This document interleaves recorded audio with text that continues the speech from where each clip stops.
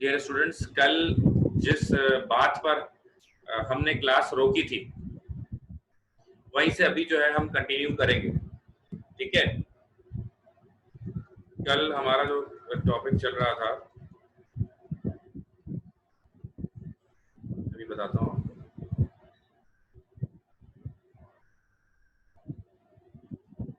ये हो गया था, ये हो गया था, ये हो गया था।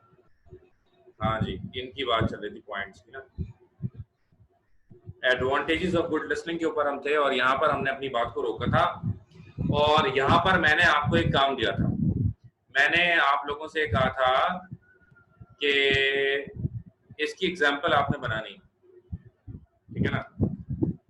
अच्छा, कुछ अलैना ने मुझे काम सेंड किया, बड़ा बेहतरीन उन्होंने करके मुझे काम सेंड किया। बाकी जो है बाकी किसी ने कुछ भी सेंड नहीं किया।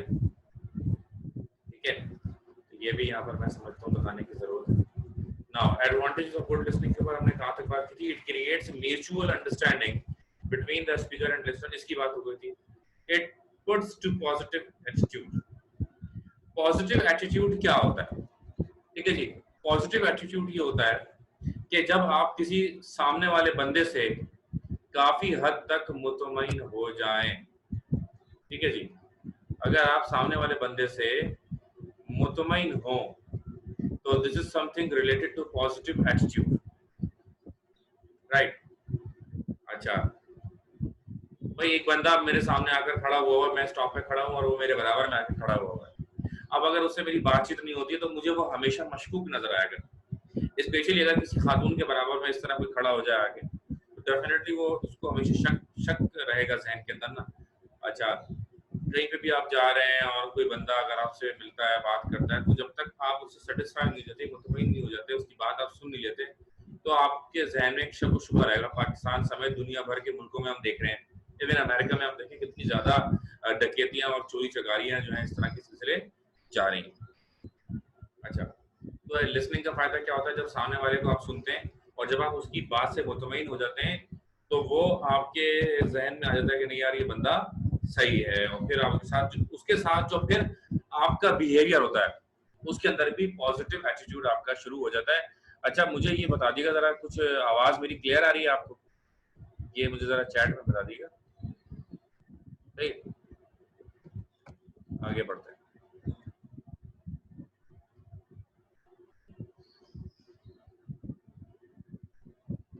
अच्छा, आगे बढ़ते हैं। It allows the speaker and the listener to improve communication and achieve the goals or desired results. यानी कि जब दो बंदे बात करते हैं ना,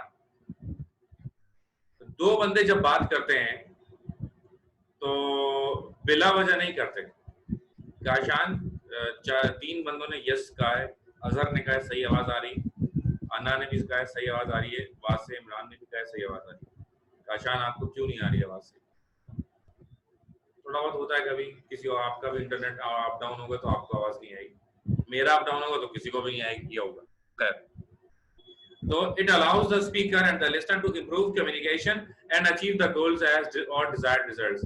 असल में जब दो बंदे आपस में बात कर रहे होते हैं, जब दो बंदे आपस में बात कर रहे होते हैं तो अमूमन कोई ना कोई मकसद होता है बात करने का। बेमकसद कौन बात करते हैं? बेमकसद वो बात करते हैं जो पैकेज पे बात करते हैं, ठीक है ना। बाकी जो बातें होती है ना वो बेमकसद नहीं होती, वो किसी ना किसी मकसद के थ्रू होती हैं। जब एक मर्द एक दूसरे मर्द से बात करता है तो अमूमन उसका कोई ना कोई मकसद होता है। जब एक मर्द किसी खातून से बात करता है तो उसका भी कोई ना कोई मकसद होता है। लेकिन जब एक खातून दूसरी खातून से बात करती है तो हो सकता है वो बिला मकसद भी हो। खैर, यहाँ पर बताया जा रहा है कि बिजनेस के अंदर जो कम्युनिकेशन होती है, बिजनेस के अंदर जब कोई कारोबारी शख्स किसी दूसरे कारोबारी शख्स से गुफ्तगू करता है तो हमेशा उस कम्युनिकेशन का कोई ना कोई मकसद होता है। विदाउट एनी जो है कम्युनिकेशन, बगैर किसी जो है बगैर किसी वजह के वो आपस में बात नहीं करते। ठीक है जी, if someone is talking with any other, so there is reason.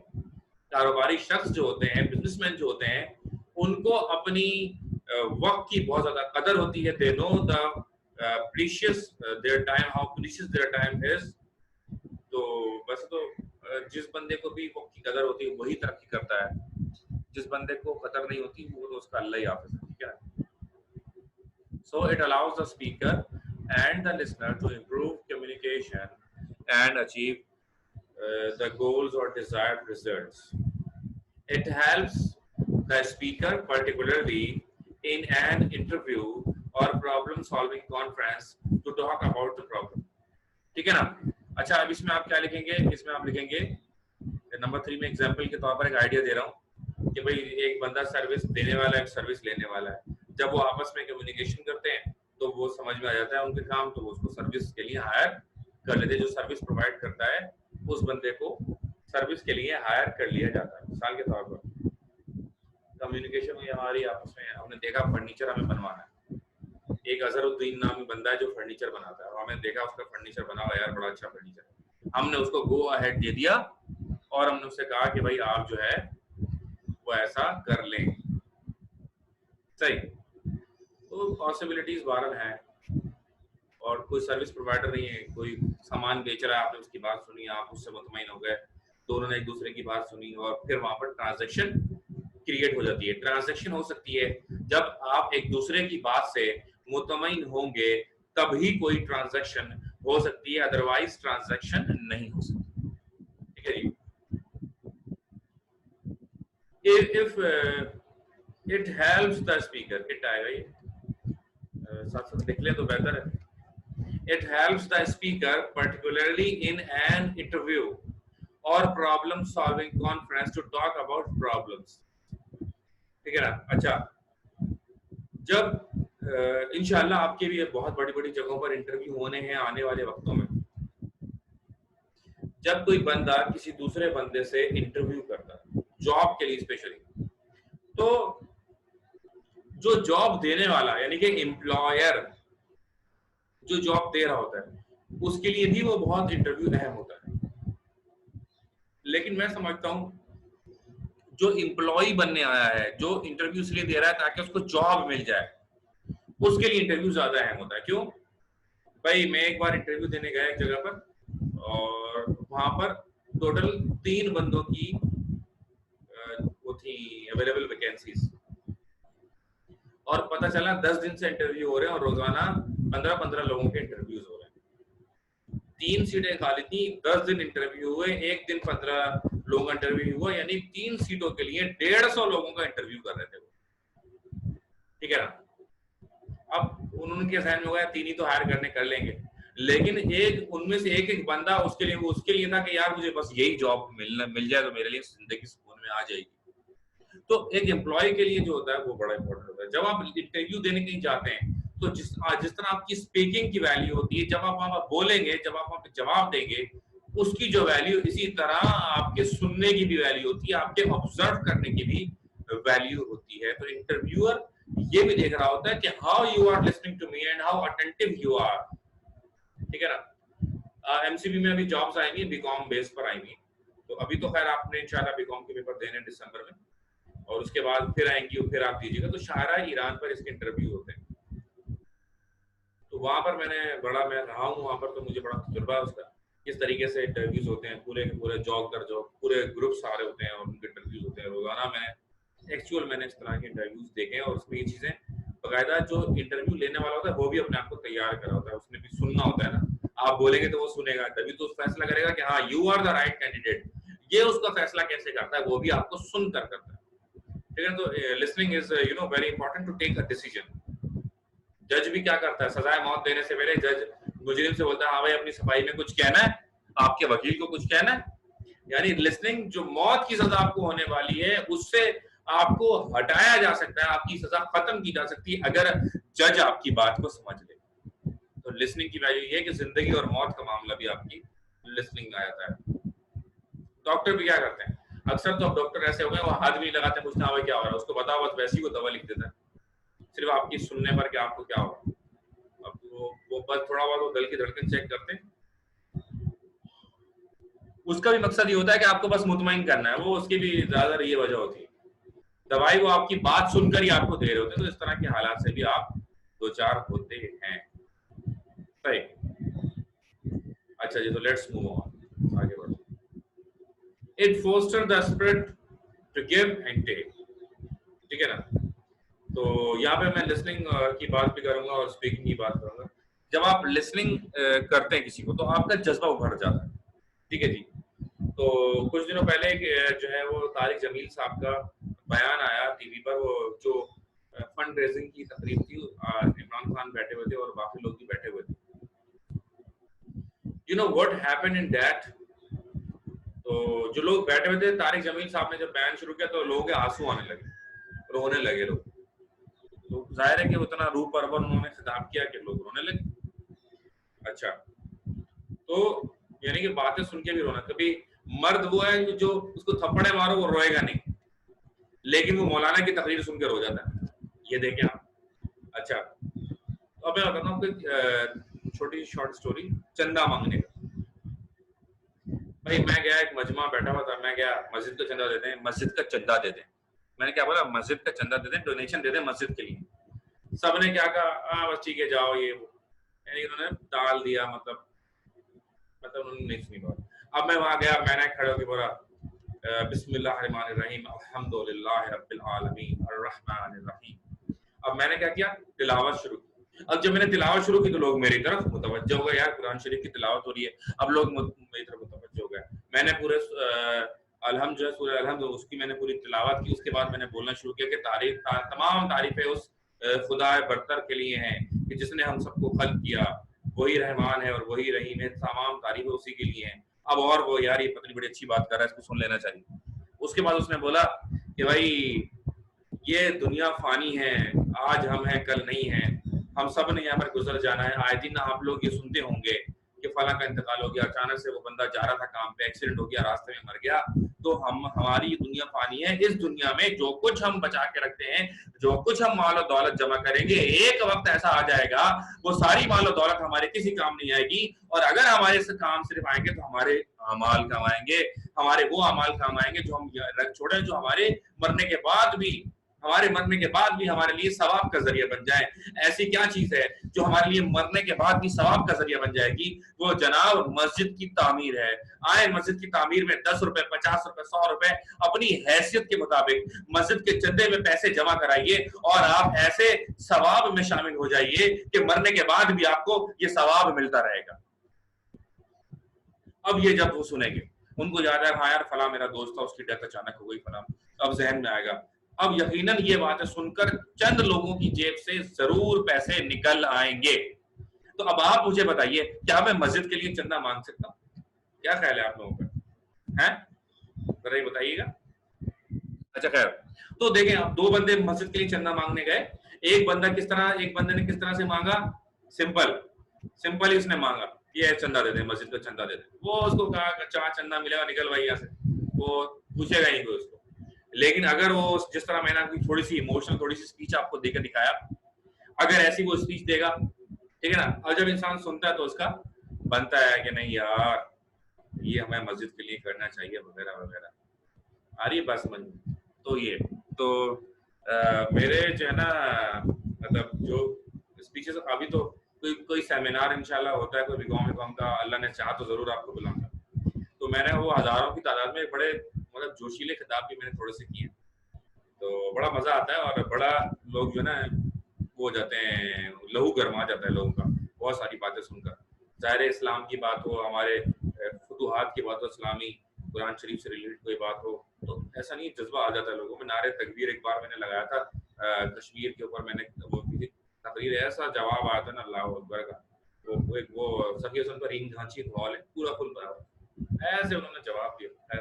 आगे चलते हैं। तो लिसनिंग से क्या होता है, आपकी डिसीजन मेकिंग चेंज हो जाती है। मतलब वो बंदा जिसने सुना था कि मस्जिद का चंदा दे दें और वो जा रहा था आगे, what happened immediately after it, कि जब उसने ऐसी बातें सुनी तो उसकी जेब से भी पैसे निकल आए, उसकी जेब से ही पैसे निकल आए। तो भाई इतना आसान नहीं होता चंदा मांगना भी मस्जिद के लिए। तो it helps the speaker particularly in interview problem solving यानी कि प्रॉब्लम सॉल्विंग कोई इंटरव्यू होता है, प्रॉब्लम सॉल्विंग कॉन्फ्रेंस होती है। प्रॉब्लम सॉल्विंग कॉन्फ्रेंस तमाम जो है हमारे बड़े इदारों में होती है। जब उनकी कोई प्रॉब्लम आती है, सबको इकट्ठा करते हैं, सबको सुनते हैं, आपके नजदीक इसका क्या हल है, आपके नजदीक इसका क्या हल है। अब वो मसले का हल कैसे निकलेगा? जब हम तमाम लोगों की बातों को सुनेंगे, किसी ना किसी की बात हमारे समझ में जरूर आएगी और हम उसको समझेंगे कि यही इस हमारे मसले का हल है, यही हमारे मसले का हल है। इस तरह से हमारी बात समझ में आ जाएगी। ठीक है जी। अच्छा,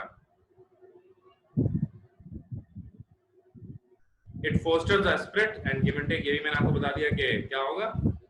स्पिरिट बढ़ता है देने का, लेने का, ठीक है ना।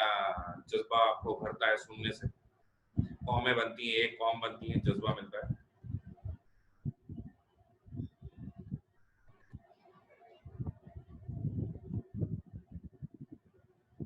अच्छा जी, अब देखें नेक्स्ट पॉइंट क्या कह रहा है। It creates better understanding of other and helps listener to work with others.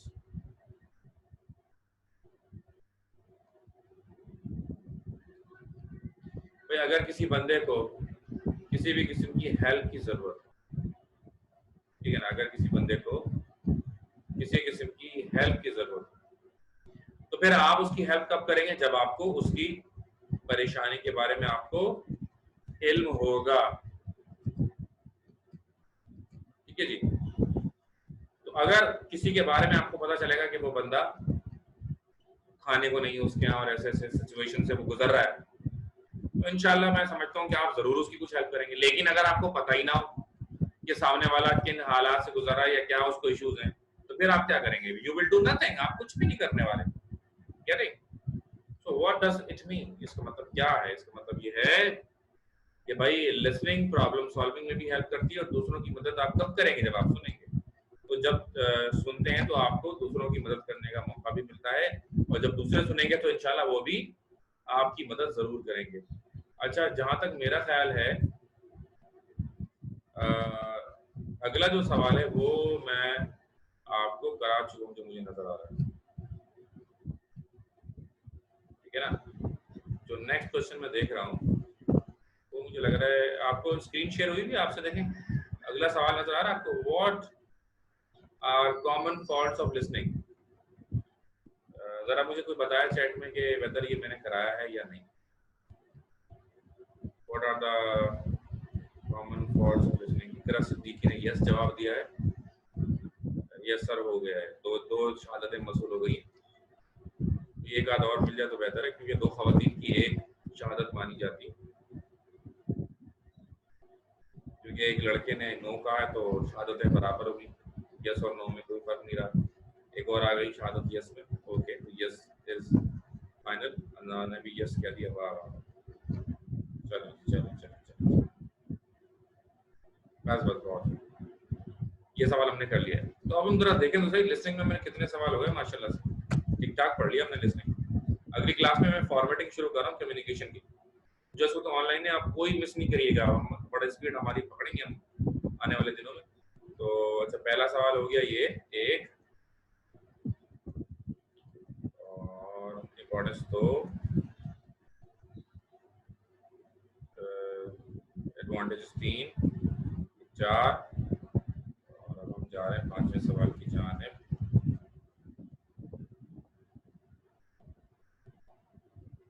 जी, तो अगला हमारा सवाल हम शुरू कर रहे हैं।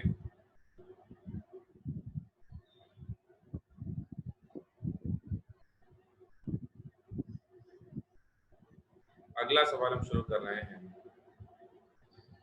How the listening habit can be developed, और what are the guidelines or requirements for good effective listening। यानी कि सुनने की हैबिट किस तरीके से डेवलप की जा सकती है।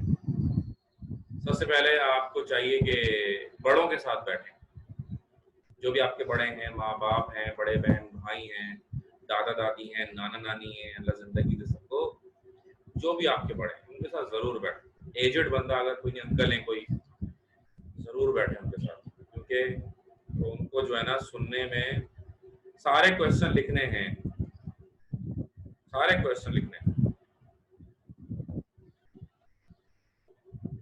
You will have to write every question.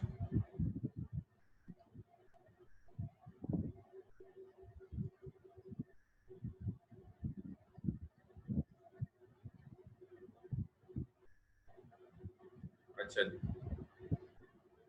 तो अच्छा, ज्यादा सुनने वाला कामयाब होता है, ज्यादा बोलने वाला कामयाब नहीं होता, ये भी याद रखिएगा।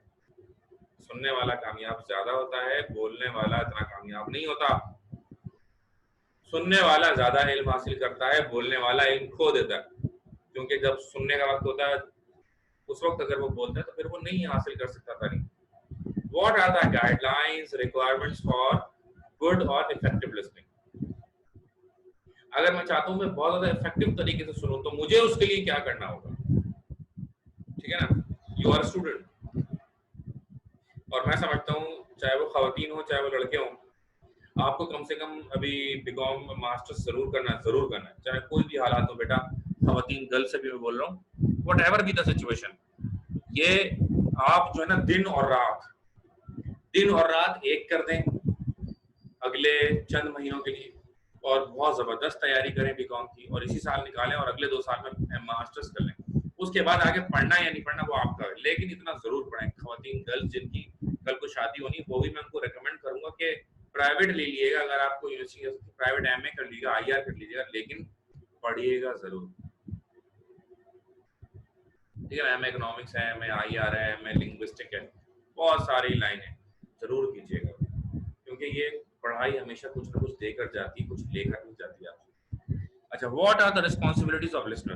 भाई अगर मैं एक लिसनर हूं तो मेरी कुछ जिम्मेदारियां भी हैं, ठीक है ना। What are 7 commandments for effective listening? अब मैं आपको बताऊं कि जैसे मेरे वालिद मोहतरम अगर मुझे लेकर बैठते हैं, अगर मुझे उनसे कोई या उन्हें मुझसे कोई बात करनी होती, तो सबसे पहले मैं क्या करता हूँ कि मैं अपना मोबाइल साइलेंट पे लगाकर दूर रख देता हूँ अपने आप से, वाइब्रेट भी नहीं होगा, या तो मैं बंद कर देता हूँ। कभी कभी अगर मैं देखता हूँ कि अगर अब्बू का जो है मूड थोड़ा सा आउट है, फिर तो मैं वो ऑफ ही कर देता हूँ, नहीं तो कम से कम भी मैं उसको साइलेंट पे आके दूर रखता हूँ अपने आप से।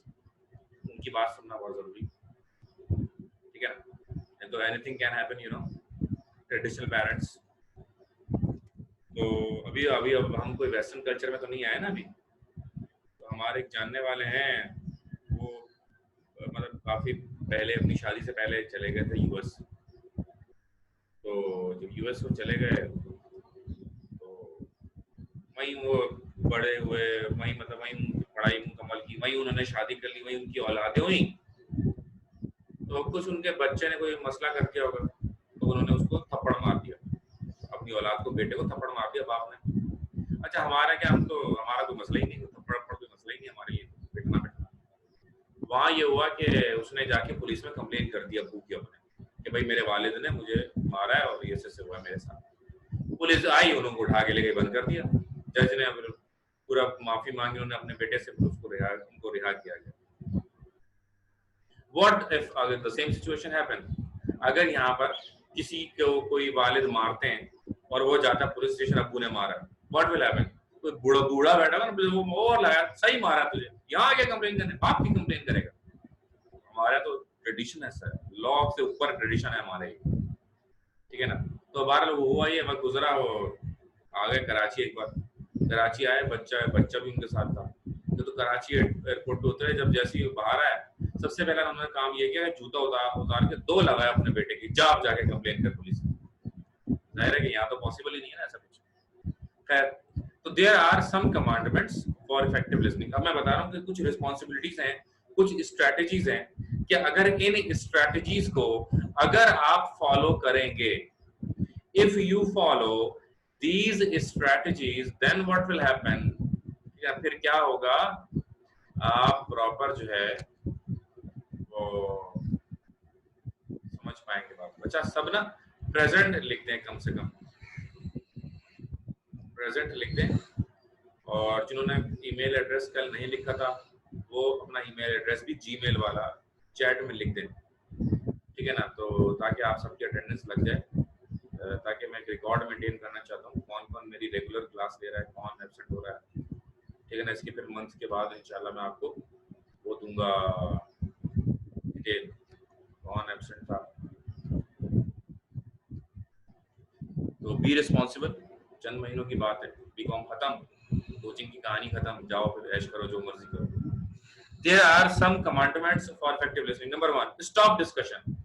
यानी कि होता क्या है क्लास में, देखे ना यार, बीइंग एज अ टीचर भी तो आप लोग सोचा करें। तो क्या होता ये है कि जब हम पढ़ा रहे होते हैं, तो जब हम पढ़ा रहे होते हैं ऐसा होता है कि दो बच्चे आपस में शुरू हो जाते हैं। वो देखा तुमने, वो उसका यूं हो गया और फला ड्रामे के अंदर वो उसकी डेथ हो गई और उसने तलाक दे दी उसको, या और तो उल्टे का ड्रामा देखा तुमने फला, या कोई भी बात अल्लम गलम जो मर्जी उनकी बात कर। अब टीचर खड़ा हुआ सामने पढ़ा रहा है, बच्चे बैठे हुए आपस में बात कर रहे हैं।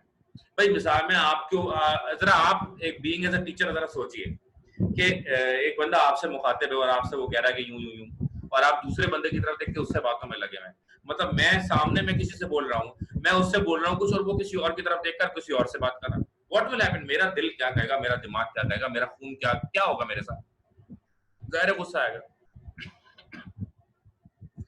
तो टीचर का गुस्सा भी उस तरफ जायज होता है, ठीक है ना। तो स्टॉप डिस्कशन। फिर क्या होगा, अब टीचर बोलेगा मैं इतनी मेहनत से ये पूरा प्लान बना के इसको ये पढ़ा रहा हूँ, उसको समझा रहा हूँ, और ये मेरी बात सुन ही नहीं रहा है, ठीक है ना। तो ये चीज भी बड़ी मैटर करती है, राइट।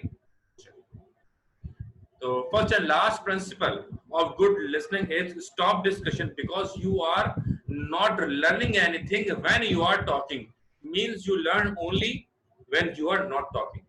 यानी सिर्फ और सिर्फ आप कोई भी चीज जब सीख रहे होते हैं, आप सिर्फ जब सीखते हैं जब आप सिर्फ और सिर्फ सुन रहे होते हैं। अगर आप कुछ बोल रहे हैं, जब इंसान कुछ बोलता है तो उसके कान काम करना बंद कर देते हैं, सही है जी। कान प्रॉपर काम नहीं करते। जब आपका मुंह इफेक्टिव है, फंक्शनल है, कान आपके बिल्कुल साइलेंट होते हैं। जब आपका मुंह बंद होता है फिर आपके कान स्ट्रांग हो जाते हैं, बहुत ज्यादा सारी जो तवज्जो होती है दिमाग की वो कानों की तरफ चले जाती है। जब आप मुंह से बोल रहे होते हैं तो पूरा सिस्टम है ना, सारे माइंड में आवाज पूरा जुमला बनता है, मतलब लेटर्स के अल्फाज बनते हैं, अल्फाज के जुमले बनते हैं, जुमले निकल के ऐसे आउटपुट आ रहा है बाहर, बार बार आप अल्फाज को निकालें, पूरा प्रोसेस चल रहा है। अब ये सारी वर्किंग बोलने में लग गई तो सुनने में तो वर्किंग आपकी है ही नहीं, सुनने में आपको वर्किंग को लगाने की जरूरत है। तो फर्स्ट एंड लास्ट प्रिंसिपल क्या? Stop discussion. बोलना नहीं है, बात नहीं करनी है, बिल्कुल फोकस रखें, मोबाइल को ऑफ करें, वॉट एवर बी द मतलब प्रॉब्लम। किसी भी तरह से अगर आपको लगता है कि आपको इश्यूज हो जाएंगे तो सबसे पहले आप क्या करें कि आप बंद कर दें, stop discussion. This is something more important. ये चीज क्या है? बहुत जरूरी है, ठीक। अच्छा, तो एक बात हमें बोलना नहीं है। दूसरी, लेट द स्पीकर रिलैक्स। अब स्पीकर को रिलैक्स कैसे करना? सामने वाले को रिलैक्स करना है, उसको फील करवाना है कि आप जो है उसकी बात सुन रहे हैं। Let the speaker relax, put the speaker at ease और in relax condition, comma, make it at home so that he may be free to talk and share his ideas and feelings. यानी जितना ज्यादा आपका speaker relax होगा, ठीक है जी, जितना ज्यादा आपका स्पीकर, आपका बोलने वाला शख्स रिलैक्स होगा, वो उतना ज्यादा आपको बेटर आइडियाज देगा, ठीक है जी। मैं आपको बताऊं, मैं टीचर हूं और मैं अरसा दराज से एक दहाई से ऊपर हो गया, 10 साल गुजर गए, 10 साल से ऊपर हो गया मुझे बोर्ड पे पढ़ाते हुए, ठीक है ना। ढेरों क्लासें पढ़ा के मैंने निकाल दी। मेरे पढ़ाए बच्चे मैनेजर लगे हुए माशाल्लाह जगहों पर, मास्टर्स उन्होंने कर लिया है, मुझसे ज्यादा भी पढ़ चुके हैं बहुत सारे, दुनिया जहाँ के कंट्रीज में, कोई यूएस में, कोई कनाडा में, कोई कहीं। जाहिर है कि हर साल अच्छे खासे अल्हम्दुलिल्लाह बच्चे पढ़ा के निकालते हैं। तो मैं बता रहा हूँ आपको, पता है मेरे जो आउटपुट होता है मेरे लेक्चर का, उसमें डिफरेंस होता है। वो क्लास जो बिल्कुल साइलेंट होती है, पेन ड्रॉप साइलेंट, जहाँ पर इतनी ज्यादा खामोशी होती है, बहुत ज्यादा, वो मुझे तहम्मुल से और खामोशी से सुन रहे होते हैं। मैं वहां पर ज्यादा पढ़ाता हूँ, फीसेस दोनों जगह हर जगह बराबर है, मुझे वहां से पढ़ाने के बराबर पैसे मिल रहे हैं, लेकिन मैं ज्यादा वहां पढ़ा रहा हूँ जहां पर बच्चा खामोश बैठा हुआ है। क्यों? क्योंकि मुझे उसको ये नहीं कहना खामोश हो जाओ, मैं डिस्टर्ब नहीं हो रहा। जब जब क्लास में कोई बात कर रहा होता है, मैं खुद डिस्टर्ब हो रहा होता हूँ ना, ठीक है जी। तो मुझे जब उसने वो रिलैक्स रखा हुआ है, वो क्लास मुझे बेनिफिट देती है। मैं this is not only for me, this is for every teacher, हर उस्ताद के लिए, हर टीचर के लिए यही है, हर किसी की ये बात है कि हर टीचर ये करता है कि जब कोई क्लास उसे रिलैक्स करती है तो वो उस क्लास को रिलैक्स करता है। वो चाहता है कि उस क्लास के लिए वो ज्यादा से ज्यादा क्या कर सकता है। तो लेट द स्पीकर रिलैक्स, उसको फील करवाएं कि आप उसको तवज्जो से सुन रहे हैं। जब उसे ये फील होता है कि वो तवज्जो से सुन रहे हैं तो फिर वो और जज्बे से पढ़ता है। इसी तरह जो बहुत सारे अल्लामा मौलाना होते हैं, वाह वाह वाह वाह वाह वाह, उनके सामने वाह वाह करो। ये शायर अदीब जो होते हैं उनके आगे बैठकर अगर आप वाह वाह करें ना, तो बस उनके लहू उनका गर्मा जाता है और वो बड़े जोश से फिर आपको सुनाते हैं। ठीक है जी। बहुत सारे शायर हैं, आप उनकी शौकत रजा शौकत एक हैं, आप उनको जरा कभी सुन के देखिएगा। शौकत रजा शौकत की शायरी वो आप सुन सकते हैं, वाह वाह कैसे करते हैं लोग उनकी शायरी के अंदर। और बहुत सारे मुशायर, इंडियन मुशायर, रिजवी मुशायरा एक बड़ा मशहूर है इंडिया का, फिर कभी सुनाऊंगा, कोई अभी तो नहीं, अभी आगे बढ़ते हैं। तो लेट द स्पीकर रिलैक्स, जितना ज्यादा वो रिलैक्स उतना ज्यादा आपकी लिसनिंग पावर खुद ब खुद स्ट्रांग होगी, क्योंकि जब वो बोलने में जोश लगाएगा तो आपको सुनने में भी मजा ज्यादा आएगा। ठीक है ना। अच्छा, शो योर इंटरेस्ट। अब आपका इंटरेस्ट कैसे शो होगा? आई कांटेक्ट, आप उसके साथ आई कांटेक्ट रखें। ठीक है जी। जब उससे आपका आई कांटेक्ट होगा तो उसको लगेगा कि आपकी तवज्जो उसके पास है। तो कम्युनिकेशन के अंदर एक पिन पॉइंट ये भी है कि जो बंदा सामने बोल रहा है आप उसकी आंखों में देखें, आप उसकी आंखों में झांकें, आपको क्या नजर आता है। सही है जी। तो दिस इज समथिंग इम्पोर्टेंट। अच्छा जी, शो योर इंटरेस्ट। इसमें लिखा हुआ डू नॉट रीड न्यूज़पेपर, मतलब मैं आपसे बोल रहा हूँ, एक बंदा आपसे बोल रहा है, आप न्यूज़पेपर पढ़ रहे हैं, मोबाइल में कोई टैपिंग कर रहे हैं, मतलब कुछ और कर रहे हैं, किसी को फोन मिला रहे हैं, कुछ और, व्हाटएवर यू आर डूइंग, चाय पी रहे हैं छोड़ छोड़ करके, वो बंदा बोल रहा है आप चाय पी रहे हैं, भाई उसकी तरफ देखो, उसकी तरफ मुखातिब हो स्पीकर की तरफ। तो ये भी show your interest. Your lack of interest will discourage him. तो एक ना मुझे, एक तो नहीं, बहुत सारी ऐसी क्लासें मिली होंगी, कम मिलती हैं ऐसी, ज्यादा नहीं। तो मैं क्लास पढ़ा रहा, क्लास फर्स्ट ईयर, इंतहाई कोई छठे में बच्चे, छठे में से ही समझ के होंगे मैं आगे क्या कहना चाह रहा हूँ। तो वो था section D, D for dog, बच्चे भी वैसे ही थे। तो सेक्शन डी था। अब सेक्शन जिनको पढ़ने की फिक्र ज्यादा होती है वो जल्दी आते हैं, आखिरी में आते हैं जब उनको, जिन्होंने सिर्फ मजाक मस्ती करना होता है। तो सेक्शन डी था, पहले ए लगा वो फिल हो गया, फिर महीनों बाद बी लगा वो फिल हो गया, फिर महीनों बाद सी लगा वो फिल हो गया, फिर आगे डी आया। अब उसमें बच्चे लेकिन भरपूर आया, अच्छा सेंटर है, नाम है उसका, बहुत बच्चे आए। अब मैं पढ़ाने की कोशिश कर रहा हूँ, वही मेरी सुनने को तैयार नहीं, सब आवाज से बातें कर, मैं बहुत डिस्करेज हो गया, मैंने कुछ भी नहीं पढ़ाया उनको। मैंने क्या किया फिर, आप लोगों में से किसी ने भी मुझे इस तरह नहीं देखा होगा, मैंने क्या किया कि मैंने एक बच्चे को उठाया और दो चमाट लगा, ताड़ ताड़ करके दो लगाया उसके, और उसको मैंने निकाल दिया, शर्ट पकड़ी उसको मैंने पीछे और निकाल दिया उसको, एक और को निकाला। तो मैं ऐसे घूम रहा के बाद जिसने भी ची करके आवाज निकाली, मैंने उस क्लास में से बाहर फेंका उसको निकाल के, दो थप्पड़ के साथ। अच्छा, जब मैंने ऐसा कुछ किया, दो तीन बच्चे मैंने निकाले, वो सीधे हो गए बच्चे। जाहिर है कि वो लातों के भूत बातों से नहीं मानते ना, अभी क्या करें। ठीक है, तो फिर इस तरह से मैंने उस सेंटर में किया। अच्छा, तो ये होता है जगह जगह पर ना ऐसा। तो ये तो जैसा, अच्छा कुछ ऐसे बच्चे भी हैं, ऐसी क्लासेस भी होती हैं जहाँ पे मैं एक बार भी गुस्से में हुआ ही नहीं, पूरा सेशन गुजर गया, वो बच्चे कहते हैं सर आपने हमने तो आपको गुस्से में देखा ही नहीं, जबकि मैंने तो इतने थप्पड़ मारे, मुझे याद नहीं मैंने कितने बच्चों की पिटाई लगाई है पढ़ाते पढ़ाते।